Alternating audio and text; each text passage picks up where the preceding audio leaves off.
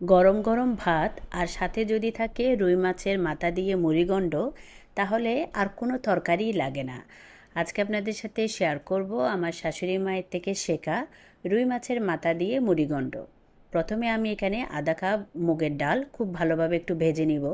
লালচে লালচে কালার হয়ে গেলে এগুলো আমি নামিয়ে ঠান্ডা করে তারপর ধুয়ে রাখিয়ে দিব। এবার একটা অন্য কড়াইতে প্রথমে আমি সাদা তেল নিলাম। এর মধ্যে বেশ কিছুটা কোচানো পেঁয়াজ আর দুটো তেজপাতা দিয়ে পেঁয়াজগুলো একটু ভেজে নিব।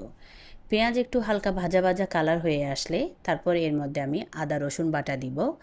সামান্য একটু পানি দিয়ে আদা রসুনটাকেও ভালোভাবে ভেজে নিব।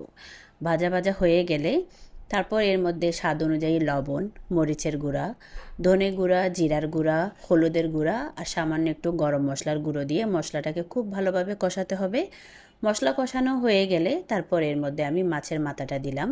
চাইলে এখানে মাছের মাথার সাথে লেজও দেওয়া যায়। তারপর মাথাটাকে মশলার সাথে খুব ভালোভাবে কষাবো। ঢাকনা দিয়ে রাখলাম।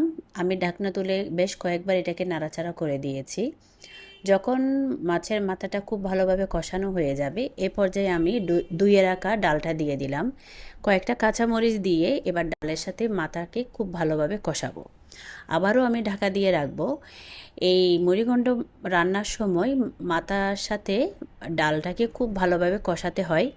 কষাতে কষাতে এক সময় মাথাটা ভেঙে কিন্তু ডালের সাথে মিক্স হয়ে যাবে। এ পর্যায়ে আমি এখানে কিছুটা পানি দিলাম যাতে ডালটা খুব ভালোভাবে সেদ্ধ হয়। তারপর নাড়াচাড়া করে ঢাকা দিয়ে রাখবো। ঢাকা দেওয়ার পর বেশ কয়েকবার এটাকে চেক করে দেখতে হবে, যেহেতু ডাল আছে অনেক সময় কিন্তু নিচে লেগে যেতে পারে। যখন ডাল পুরোপুরি সেদ্ধ হয়ে যাবে নামানোর আগে কিছুটা ভাজা জিরের গুঁড়ো আর একটু ঘি দিয়ে দিব। তারপর মাথাটার থেকে আমি মাছগুলো একটু বের করে করে নিব। এটা ডালের সাথে মিক্স হয়ে গেলে খুব ভালো লাগে।